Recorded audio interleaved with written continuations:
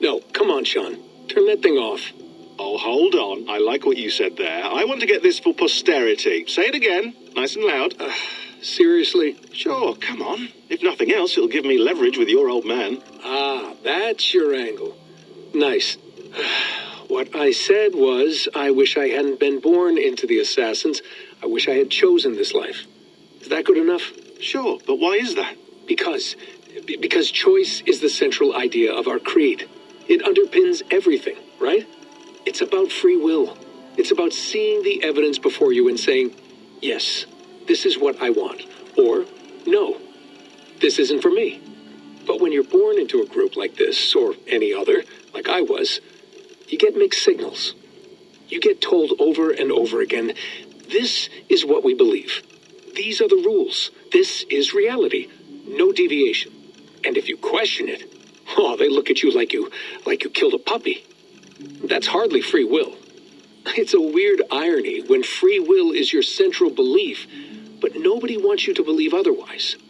I don't know how to say it exactly, but I always thought there was something self-destructive about our creed. If free will is the most important moral guidepost we have, we should be free to ignore it. To choose submission, for example. You know what I mean? Like, we should be free to side with the Templars. If it's really my choice, I could do that. Right. It's almost self-refuting. A democracy could democratically elect a dictator or choose to get rid of democracy altogether. Within our creed is the seed of its own destruction. That's what makes it powerful, I think. And fragile. Right. The more freedom you have, the more risky it is, you know? Anyway, my dad has mellowed over the years, but he was strict when we lived on the farm. He ran a tight ship. I never got the impression that I was free to choose my path forward. Our creed, our tenets, they were drilled into my head. By the time I was a teenager, I was following these rules out of a sense of duty. This was just what we did. That happens to a lot of organizations over time. The stagnation sets in, you know? The fundamentalism. Yeah. Following the rules becomes more important than achieving whatever goal you set out for yourself. And people start to lose sight of the reason the rules exist. That's called deontology, or a form of it. Following a rule for its own sake and not for the consequences it has. Yeah, but that feels backwards, doesn't it? Well, I think so. Following a rule is the easy part. Praying, taking a sip of wine, munching on a wafer. Rituals that give comfort. But that's just going through the motions.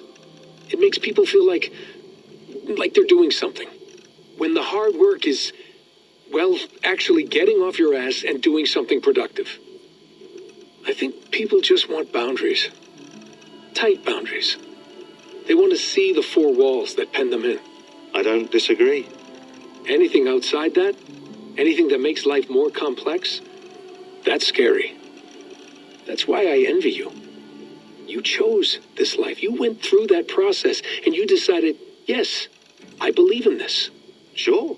It didn't stop me from being an insufferable know-it-all as a teenager, but I see your point. I would have loved to have been a know-it-all. I knew nothing. Not until you guys found me. Yeah. It wasn't until I met you and Bex and Lucy that I knew. I knew I wanted to be an assassin. Oh, thanks, Des. Come here. Bring it in, bud. I don't normally like touching, but I'll make an exception now.